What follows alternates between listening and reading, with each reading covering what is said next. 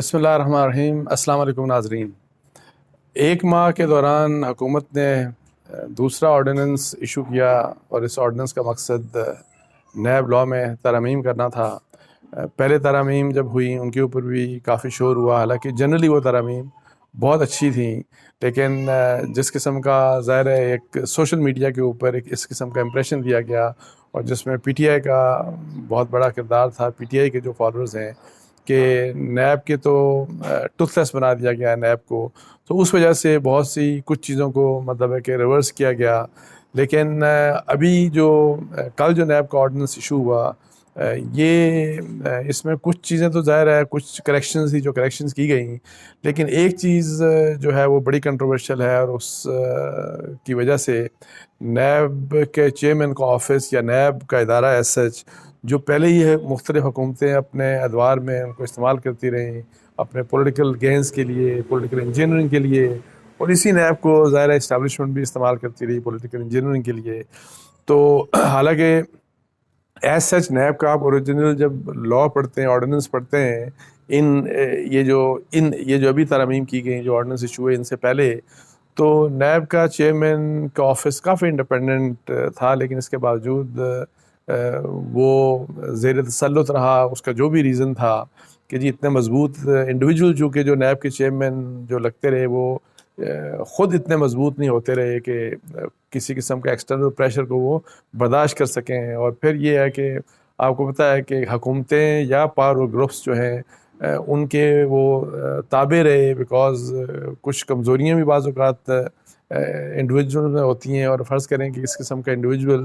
NAB کا chairman بن جائے تو پھر وہ اس قسم کے ادارے کو اپنے مقاصد کے لیے، کوئی بھی جو بے شک گورنمنٹ ہو یا کوئی بھی دوسرے ادارے ہوں، وہ اس کو استعمال کرتے ہیں۔ اور انفارچونیٹلی پاکستان کے پچھلے 20-21 سالوں میں نیب کو بہت اسی لحاظ سے استعمال کیا گیا، اس کو مس یوز کیا گیا، اور اس کے لیے سیاسی پارٹیوں کو بنانا توڑنا، حکومتوں کو بنانا ان کو گرانا، اس کام کے لیے تو نیب کو بہت زیادہ استعمال کیا گیا۔ اچھا، یہ جو ابھی کل کی ترمیم ہوئی ہے، اس میں جو سب سے بڑی کنٹروورشل جو ایک ترمیم تھی، اس میں تعلق اس کا نیب کو پہلی دفعہ قانونی طور پہ ایسا بنا دیا گیا کہ اس کی اوور آل پرفارمنس جو ہے وہ کمپرومائزڈ ہو جائے گی، اور خاص طور پہ نیب کا جو چیئرمین ہے وہ جو ہے وہ ڈر کے مطلب ہے کہ جتنا عرصہ رہے گا وہ حکومتوں سے ڈرتا ہی رہے گا، جو بھی حکومت ہوگی اس سے وہ ڈرتا رہے گا۔ اور اس کی ریزن یہ ہے کہ اس ترمیم میں جو ہے وہ چیئرمین نیب کو نکالنے کے جو طریقہ ہے، اس کے لیے جو پاور دے دی گئی ہے وہ بیسیکلی لکھا ہوا تھا پریزیڈنٹ ہے کہ پریزیڈنٹ نکال سکے گا چیئرمین نیب کو، لیکن اگر آپ آئین کو پڑھتے ہیں تو وہ on the advise of the prime minister, یعنی کہ اصل میں وزیر اعظم کے پاس یہ پاور ہوگی کہ وہ نیب چیئرمین کو نکال سکے گا، اور وہ ایڈوائز کرے گا پرائم منسٹر اور پریزیڈنٹ کو، اور پریزیڈنٹ کے اوپر وہ ایڈوائز بائنڈنگ ہوگی۔ اور اگر پرائم منسٹر یہ سمجھتا ہے کہ جی مس کنڈکٹ کیا چیئرمین نیب نے اور اس کا رویہ ٹھیک نہیں رہا، تو اس سمری کی بیس کے اوپر چیئرمین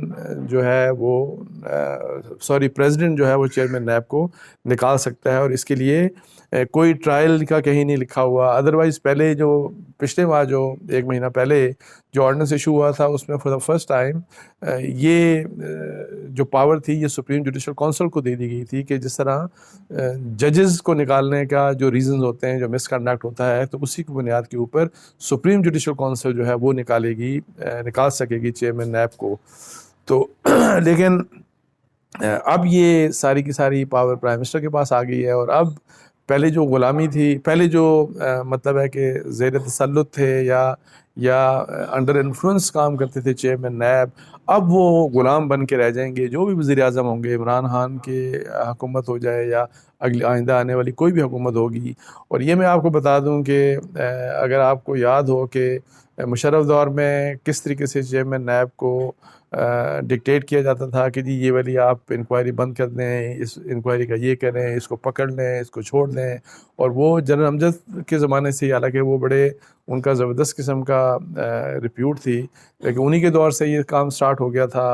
اور مطلب مختلف جو لوگ، جو پولیٹیشین جا کے حکومت کے ساتھ مل جاتے تھے یا جن کو ملانا مقصود ہوتا تھا، تو اس کے لیے بڑے آسانی سے یہ جو ہے نا نیب کو استعمال کیا جاتا تھا.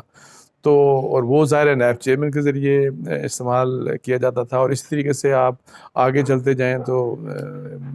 لیفٹیننٹ جنرل عزیز جو تھے، شاہد عزیز، آپ ان کی کتاب پڑھ لیں تو اس کتاب میں انہوں نے لکھا کہ کس طریقے سے بار بار ان کو جنرل مشرف کی طرف سے میسج آتا تھا، پیغام دیا جاتا تھا کہ یہ بھی انکوائری ختم کر دیں، یہ بھی انکوائری. چینی کا اس وقت بہت بڑا فراڈ ہوا تھا، اسٹاک ایکسچینج کا بہت بڑا فراڈ ہوا تھا، اربوں ڈالر کا فراڈ ہوا تھا، لیکن انفارچونیٹلی کچھ بھی نہیں ہوا. آپ دیکھیں، اور وہ ان کو ڈکٹیشن ملتی تھی اور وہ بند کر دیتے تھے. اور اس کے بعد جب پاکستان پیپلز پارٹی کا ٹینیور آیا تو 2-3 انہوں نے آپ کو بتایا کہ چیئرمین نیب لگائے. ایک کو تو سپریم کورٹ نے نکال دیا تھا، اور اسی طریقے سے، لیکن وہ بھی بڑے کمپرومائز تھے اور وہ ساری ڈکٹیشن لیتے تھے زرداری صاحب سے. پھر یہی حال نواز شریف صاحب کے دور میں ہوا، اور جو قمر زمان صاحب تھے وہ بھی اس لحاظ سے کمپرومائز تھے. وہ بھی جا کے ملتے بھی تھے پرائم منسٹر صاحب کو، پرائم منسٹر ہاؤس میں جا کے ملتے تھے، اور وہاں سے ظاہر ہے جو بھی ہدایات، مطلب ہے کہ ہدایات کے مطابق ہی ہمیشہ نیب چلتی رہی. اور وہ اس چیز کے باوجود کہ نیب کا قانون اس وقت جو اس سے پہلے، ابھی اس آرڈیننس سے پہلے جو نیب کا قانون تھا، وہ حالانکہ ایک چیئرمین کو ایک انڈیپینڈنٹ اینٹیٹی ظاہر کرتا تھا. لیکن اب تو یہ غلامی کا مسئلہ آ گیا. تو اس میں اب ایک بات بڑی کلیئر ہے کہ نیب کا جو بھی چیئرمین ہوگا وہ ہمت نہیں کرے گا کہ کوئی بھی سٹنگ گورنمنٹ کے متعلق کوئی بھی اسکینڈل جو ہے وہ پروو کرے. یہ تو ویسے بھی نہیں کر رہے. آپ کو پتہ ہے کہ اتنے جو بھی بڑے بڑے اسکینڈل تھے، جاوید اقبال صاحب ان میں سے پی ٹی آئی کے کسی اسکینڈل کو ٹچ نہیں کرتے. اور ظاہر ہے وہ ہوا، انہوں نے ایک آدھ دفعہ کہا تھا کہ ہوا دوسری طرف چلے گی، لیکن وہ ہوا نہیں چلی اس طرف. وہ ویڈیو آ گئی، اور مجھے نہیں پتا کس وجہ سے، کیا ان کی اوپر پریشر رہے. لیکن یہ بات میں آپ کو بتا دوں کہ نیب چیئرمین کا، ان موجودہ نیب چیئرمین کا بھی اور حکومت کا آپس میں ایک کانٹیکٹ ہے. یعنی کہ ان کا ظاہر ہے آپس میں ان کے وزراء بھی ملتے رہے ان کو. اور خاص طور پہ یہ جو اکاؤنٹیبلٹی کے بیرسٹر شہزاد ہیں، جو انٹیریئر ایڈوائزر ہیں پرائم منسٹر کے اور انٹیریئر اکاؤنٹیبلٹی، ان کا بڑا کانسٹنٹ ایک ریگولر بیسس کے اوپر یہ نیب کے چیئرمین کے ساتھ ان کا تعلق ہے. تو اب جب اس طرح کی بات ہو، اور پھر یہ کہ جی چونکہ وہاں پہ لکھا ہے کہ جس طرح ججز، وہ ریزنز جس طرح ججز کو نکالا جا سکتا ہے، تو میں آپ کو بتا دوں کہ جو ہمارے جو ججز ہوتے ہیں سپریم کورٹ یا کورٹ کے، ہائی کورٹ کے، ان کے اگر آپ کوڈ آف کنڈکٹ کو دیکھیں تو مطلب ہے کہ فلالیس آلموسٹ، یعنی کہ اس شخص میں کوئی خامی جو ہے نا اپنے کام کے لحاظ سے نہیں ہونی چاہیے. اور وہ بڑا پرفیکٹ، مطلب بہت ہی آئیڈیل قسم کے جو لوگ ہوتے ہیں وہی جج رہ سکتے ہیں. لیکن انفارچونیٹلی میں آپ کو اتنا بتا دوں کہ نیب، یہ جو کوڈ آف کنڈکٹ ہے ججز کا، اگر اس کو امپلیمنٹ کر دیا جائے تو ہمارے جو ابھی بھی ججز ہیں سپریم کورٹ یا ہائی کورٹ کورٹس میں، تو بہت بڑی تعداد، وہ تو اس پہ ان کو نکال دیا جائے، وہ تو رہ ہی نہیں سکتے. اور اس کی بہت بڑی مثال جو جسٹس جواد خواجہ نے خود، جو فارمر چیف جسٹس رہے، انہوں نے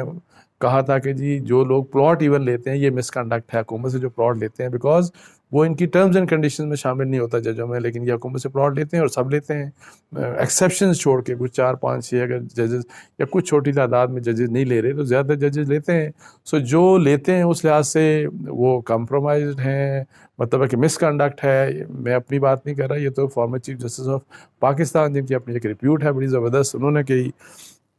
تو اب تو خیر مسئلہ ہی اور رہا. اب تو آپ دیکھیں کہ اسلام آباد ہائی کورٹ نے یہی جو ججز کو پلاٹس کے اوپر فیصلہ کیا وہ فیصلہ لے کے چلے گئے.